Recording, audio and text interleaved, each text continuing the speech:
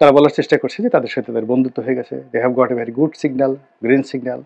এবং ডক্টর মোহাম্মদ ইউনূস ৫ বছরের জন্য থাকবেন। কেউ কেউ বলছেন যে না, ২০২৮ সন পর্যন্ত, অর্থাৎ যতদিন ট্রাম্প ক্ষমতায় আছেন, ৪ বছর, আগামী ৪ বছর তিনি নাকে তেল দিয়ে ক্ষমতায় থাকতে পারবেন। তো এই ডক্টর মোহাম্মদ ইউনূসের সঙ্গে ডোনাল্ড ট্রাম্পের সম্পর্ক এবং বর্তমান অন্তর্বর্তীকালীন সরকারের সঙ্গে আমেরিকার যে সম্পর্ক, বাংলাদেশের সবাই আমরা জানি যে ডক্টর মোহাম্মদ ইউনূসের সঙ্গে ডেমোক্র্যাটদের একটা ভালো সম্পর্ক ছিল, বিশেষ করে হিলারি ক্লিন্টন এবং বিল ক্লিন্টন। এবং সেই সুবাদে বারাক ওবামার সঙ্গে তার একটা সহানুভূতিশীল সম্পর্ক ছিল, কিন্তু পারিবারিক সম্পর্কটা মূলত ক্লিন্টনের সঙ্গে এবং বিল ক্লিন্টনের সঙ্গে।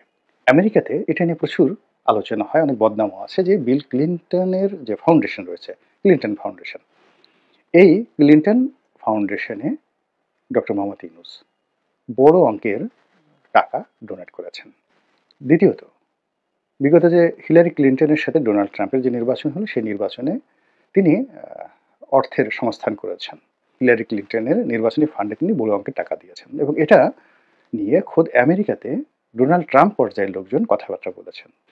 ডোনাল্ড ট্রাম্পের মতো একজন জেদি মানুষ, রাগী মানুষ, একরোখা মানুষ, তিনি যদি ক্ষমতা আসেন, ডক্টর মোহাম্মদ ইউনূসকে তিনি তছনছ করে ছেড়ে দেবেন। এই যে একটা গল্প, ম্যাথোলজি, এটা পুরো নির্বাচনের সময়টিতে চালু ছিল। এক, বাংলাদেশে যেমন ডক্টর ইউনূসের ব্যবসা রয়েছে, বাণিজ্য রয়েছে, তেমনি ইউরোপে এবং আমেরিকাতে তার গ্রামীণ ব্যাংকের অনেক কার্যক্রম সেখানে রয়েছে, সেখানে তার ইনভেস্টমেন্ট আছে। সকল কর্মকাণ্ডের সঙ্গে হিলারি ক্লিন্টন এবং বিল ক্লিন্টনের পরিবার ব্যবসায়িকভাবে জড়িত বলে আমরা বিভিন্ন মাধ্যমে জানতে পেরেছি। যারা ডক্টর মোহাম্মদ ইউনূসকে পছন্দ করেন না, তারা বলার চেষ্টা করেছেন যে ডক্টর মোহাম্মদ ইউনূসের এই সকল কর্মকাণ্ড, বিশেষ করে আমেরিকাতে তার যে ইকোনমিক যে ডিলিংস, এগুলো নিয়ে ডোনাল্ড ট্রাম্প সরকার তারা সেখানে তদন্ত করবে। এবং যখনই কোনো একটা রাষ্ট্রশক্তি যে কোনো লোকের বিরুদ্ধে, দেশ হোক দেশের বাইরে হোক, তার অর্থনৈতিক বিষয়াদি নিয়ে তদন্ত করে, সেখানে কিছু না কিছু বের হয়ে আসে। কাগজপত্র, ব্যাংক ব্যালেন্স এবং ব্যবসা বাণিজ্য, তিনটার যে একত্র মানে একেবারে নিখুঁত যে অডিট, এটি আসলে সম্ভব হয় না। কাজেই আপনি যদি কাউকে নাস্তানাবুদ করতে চান, নাজেহাল করতে চান, যে কোনো মানুষকেই আপনি যে কোনো সময় করতে পারেন। এটা এফবিআই দিয়ে করতে পারেন, ভারতের যে central bureau of investigation CBI দিয়ে করতে পারেন, বাংলাদেশের দুর্নীতি দমন কমিশন সিআইডি এনবিআর দিয়ে করতে পারেন। যখন রাষ্ট্রশক্তি কাউকে অপদস্থ করতে চায়, তারা এই কাজটি করে। তো সেই অর্থে ডোনাল্ড ট্রাম্পকে যেভাবে মিস্টার জো বাইডেন নানাভাবে অপদস্থ করার চেষ্টা করেছেন, তাকে গ্রেপ্তার করেছেন, কারাগারে পাঠিয়েছেন, অপমান করেছেন, বাড়িঘর তল্লাশি করেছেন, তার ব্যবসা বাণিজ্য তছনছ করেছেন, এবং তার অনেকগুলো কোম্পানি আমেরিকাতে রীতিমতো দেউলিয়া হয়ে গেছে। মিস্টার ট্রাম্প তিনি ছেড়ে দেবেন না, সহজে ছেড়ে দেবেন না। এবং ডক্টর মোহাম্মদ ইউনূস, এই যে তার যে বাংলাদেশের দুর্ভোগ এবং দুর্দশা, এটা কিন্তু শেখ হাসিনার কারণে হয়নি।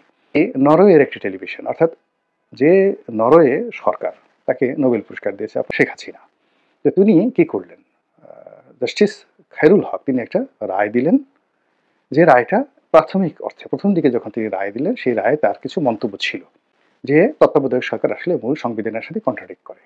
এটা সত্য কথা, কিন্তু বাংলাদেশের বাস্তবতায় তত্ত্বাবধায়ক সরকার দরকার, এবং আরও দুটো নির্বাচন তত্ত্বাবধায়ক সরকারের অধীনে করা উচিত, এই কথাটাও তিনি বলেছিলেন। কিন্তু সেটা বাদ দিয়ে সংবিধানের সাথে কন্ট্রাডিক্ট করে এটাকে গ্রহণ করে রীতিমতো তোলপাড় করে দিলেন, সর্বনাশ করে দিলেন। তেমনি নরওয়ে সরকারের যে প্রতিবেদন, সেখানে যে রিপোর্ট, এবং টেলিনরের সঙ্গে গ্রামীণ ব্যাংকের যে দূরত্ব, এইগুলোকে ম্যাট্রোলাইজ করে তার সঙ্গে সঙ্গে ডক্টর দীপুমণি এবং তার স্বামীর সঙ্গে তার যে ব্যবসায়িক লেনদেন, এবং একই সঙ্গে গ্রামীণ ব্যাংক থেকে যারা বিভিন্ন সময় ডক্টর ইউনূস দ্বারা ক্ষতিগ্রস্ত হয়েছেন, গ্রামীণ টেলিকম দ্বারা ক্ষতিগ্রস্ত হয়েছেন, এবং ডক্টর মোহাম্মদ ইউনূসের যে সকল প্রতিপক্ষ রয়েছে, সবাই গিয়ে দেখা গেল শেখ হাসিনার জমানাতে ডিজিএফআই, এনএসআই তাদের সাথে যোগাযোগ করে এমনভাবে পুরো পরিস্থিতি তৈরি করলো, যেটা শেখ হাসিনা বনাম ডক্টর মোহাম্মদ ইউনূসের মধ্যে একটা বিরাট দূরত্ব তৈরি করে ফেললো। তো এই পরিণতিতে দেখেন শেখ হাসিনার কি হলো, ডক্টর মোহাম্মদ ইউনূসের কি হলো। আবার এখন ডোনাল্ড ট্রাম্পের সঙ্গে আমেরিকাতে ডেমোক্র্যাটদের ঝামেলা হবে, আবার ডেমোক্র্যাটদের যারা বন্ধু বাংলাদেশে ছিল তাদেরও ঝামেলা হবে, এবং সেই অর্থে মোহাম্মদ ইউনূসের সঙ্গেও ঝামেলা হবে। এবং এটা নিয়ে আমরা দীর্ঘদিন আমাদের দেশে যারা ইউনূস বিরোধী, তারা কিন্তু বক্তব্য দিয়ে আসছেন। এটি ডক্টর মোহাম্মদ ইউনূস এবং তার যারা লোকজন রয়েছেন তাদেরকে যথেষ্ট ভয় দেখিয়েছে, আতঙ্ক সৃষ্টি করেছে, এবং এই আতঙ্কের প্রেক্ষিতে বিভিন্ন রকম যে প্রচারণা, শেখ হাসিনা স্টাইলে, হাসান মাহমুদ স্টাইলে, কিংবা মোহাম্মদ আরাফাত স্টাইলে, কিংবা ধরুন ছাত্রলীগ স্টাইলে, সুভাষ সিংহ রায় স্টাইলে, অথবা নিঝুম মজুমদার স্টাইলে মোহাম্মদ ইউনূসের যারা এই মুহূর্তে গদি মিডিয়া রয়েছে। অর্থাৎ কিছু মিডিয়া আছে যারা সবসময় ক্ষমতার চেয়ারকে কেন্দ্র করে রিভলভ করে, এবং খুবই লজ্জাকর ঘটনা। আমি খুব মানে যাকে বলা হয় নিজের কাছে খুব ছোট মনে হয় নিজেকে, যে আমি এমন একটা দেশে জন্মগ্রহণ করেছি, এদেশের কোনো মানুষই ক্ষমতার বিরুদ্ধে দাঁড়াতে চায় না, তারপর স্রোতের বিরুদ্ধে যেতে চায় না। তারা সকালে যে কথাটা বলেছে সেই কথাটা তারা জানে যে মিথ্যা কথা বলেছে, কিন্তু বিকেলবেলা কেয়ামত হয়ে যাবে, একেবারে আজরাইল এসে তার গলা টিপে ধরেছে, তারপর সে স্বীকার করবে না যে আমার ভুল হয়েছে, বা তার কথা পরিবর্তন করবে না, আমি বাঘের বাচ্চা, আমি যে কথা বলেছি সেটার উপরে স্থির থাকবই। এইরকম আর কি সুবিধাবাদী যারা লোকজন রয়েছে। তো এই সুবিধাবাদী লোকজনদের মধ্যে যারা মিডিয়া চালায়, যেগুলোকে গদি মিডিয়া বলা হয় বাংলাদেশে, এগুলো এখন ইনুস মিডিয়া হয়ে গেছে। তো সেই ইনুস মিডিয়ার যারা লোকজন রয়েছেন, তারা সামাজিক মাধ্যমে, তারপরে গণমাধ্যমে, তারপরে পত্রপত্রিকাতে লেখা লিখে যে জিনিসগুলো প্রচার করার চেষ্টা করছে, সেটা হলো ডক্টর মোহাম্মদ ইউনূসের সঙ্গে ডোনাল্ড ট্রাম্পের একটা সমঝোতা হয়ে গেছে, তাদের একটা বন্ধুত্ব হয়ে গেছে। এবং সেই বন্ধুত্বের নমুনা হিসেবে কয়েকদিন আগে আমরা দেখলাম যে মহাকালের মানে এই যাবৎকালে বাংলাদেশের যত বৈদেশিক চুক্তি হয়েছে, এই সবচেয়ে বড় বৈদেশিক চুক্তিটি হয়েছে আমেরিকার সঙ্গে বাংলাদেশের ট্রাম্প প্রশাসনের সঙ্গে। কি হলো, সেখানকার একটা তেল কোম্পানির কাছ থেকে আমরা মানে নিরবচ্ছিন্নভাবে তেল গ্যাস পাওয়ার জন্য একটা চুক্তি করেছি। এটা কি হলো, এটা সম্পর্ক যদি না থাকতে কাজ হতো। এইরকম অথর্ব, এরকম নির্বোধ, এরকম নির্বুদ্ধিতার মতো যে প্রচারণা। মূল ব্যাপার হলো যখনই কোথাও একটা খুব বড় ধরনের কেনাকাটা হয়, সেখানে ভীষণ রকম দুর্নীতি থাকে, অনিয়ম থাকে। তো রাতারাতি আপনি আমাদের দেশে যে সকল দুর্নীতি হয়েছে শেখ হাসিনার জমানাতে, তার 90% দুর্নীতি হয়েছে জ্বালানি এবং খনিজ সম্পদ মন্ত্রণালয়ের মাধ্যমে।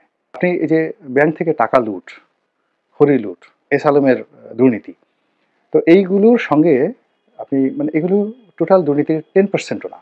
অর্থাৎ এস আলম, বেক্সিমকো, সামির গ্রুপ বা ব্যাংক থেকে অন্যান্য যারা টাকা লুট করেছে, ধরেন 2 লক্ষ কোটি টাকা। এখন আপনি 1 বছর যদি 5 বছর ধরে বাংলাদেশে যে পেট্রোলিয়াম আমদানি করা হয়েছে, পার লিটারে যদি 1 সেন্ট করে বা পার লিটারে যদি আপনি 2 টাকা করে আপনি চুরি করেন, তাহলে গত 15 বছরে এই পেট্রোলিয়াম আমদানিতে কত টাকা চুরি করেছেন? আচ্ছা, আবার এই পেট্রোলিয়াম ডিস্ট্রিবিউশন, বাংলাদেশের পেট্রোলিয়াম ডিস্ট্রিবিউশন, অর্থাৎ আপনি যাদেরকে পরিবহনের দায়িত্ব দিচ্ছেন, ট্রাক কোম্পানি, লরি কোম্পানি, পরে এই বিভিন্ন জাহাজ কোম্পানি, লাইটারিং কোম্পানি, কত হাজার কোটি টাকা দুর্নীতি হয়। এরপরে তেল গ্যাস উত্তোলন, একটা হলো বিদেশ থেকে আপনি কিনবেন, তারপরে এখানে ডিস্ট্রিবিউশন করবেন, লাইসেন্স দিবেন, এগুলোতে আপনি টাকা মারবেন, তার সঙ্গে সঙ্গে আবার সিস্টেম লস দেখিয়ে এখান থেকে টাকা চুরি করবেন, তেল গ্যাস। এরপর আপনি বিদ্যুৎ সেক্টর চিন্তা করেন, বিদ্যুৎ সেক্টরের পিডিবি, তারপরে পল্লী বিদ্যুৎ, এগুলোর মালামাল আমদানি করা, এগুলোর বিতরণ করা, লাইন স্থাপন করা, গত 15 বছরে কত হাজার কোটি টাকা এখানে বা কত লক্ষ কোটি টাকা এখানে বিনিয়োগ করা হয়েছে, যেখানে দুর্নীতি আছে। এরপরে যে সকল বিদ্যুৎ প্ল্যান্ট স্থাপন করা হয়েছে, সেখানে দুর্নীতি আছে। খনিজ সম্পদ উত্তোলন করা হয়েছে, আমাদের তিতাস গ্যাস থেকে শুরু করে বিভিন্ন কূপে আমাদের লোকালি আমরা যে ইম্পোর্ট করি, মানে সরি, যেগুলো আমরা এখানে উত্তোলন করি, কিংবা বিদেশ থেকে আমরা যে ক্রুড অয়েল আনি, তারা চোখের অন্তরালে, চোখের আড়ালে এক একটা দানব হয়ে তারা এই বাংলাদেশকে শোষণ করেছে। এখন সেই এলএনজি, সেই গ্যাস, সেই তেল, তারপরে সব কিছু আপনি আমেরিকার একটা কোম্পানির সঙ্গে চুক্তি করবেন। তো কাজে সেখানে আপনার ট্রান্সপারেন্সি, সততা, সমস্ত কিছু কি পরিমাণ ঝুঁকির মধ্যে, এবং সেই কাজটি কোনো অবস্থাতেই এত সহজ নয়। এবং এটা এই বেকুবরা প্রচার করছে যে এই পুরো কাজটা ডক্টর মোহাম্মদ ইউনূস করছে। এখন যদি বলা হয় যে ঠিক আছে, শেখ হাসিনার জমানাতে যে রেট হয়েছে, যে মার্কেট রয়েছে, সে অনুযায়ী কীভাবে তাদের সাথে কী চুক্তি হয়েছে, এখন অনেকে বলছে কোনো চুক্তি হয়নি, অনেকে বলছে ট্রাম্প প্রশাসন এই বিষয়গুলো জানিই না, অনেকে বলছে যে কোম্পানির নাম দেওয়া হয়েছে, অর্থাৎ সরকারি কোনো কোম্পানি নয়, কিংবা ট্রাম্পের সাথে সম্পর্ক রয়েছে এমন কোনো নয়, হাওয়াই দ্বীপপুঞ্জে অবস্থিত একটা পেট্রোলিয়াম কোম্পানির নাম এখানে বলা হয়েছে, যে কোম্পানিতে চেক করা হয়েছে সেই কোম্পানি বলছে এই ধরনের কোনো চুক্তি হয়েছে কিনা আমরা জানি না। আপনি কি বলবেন এটা নিয়ে?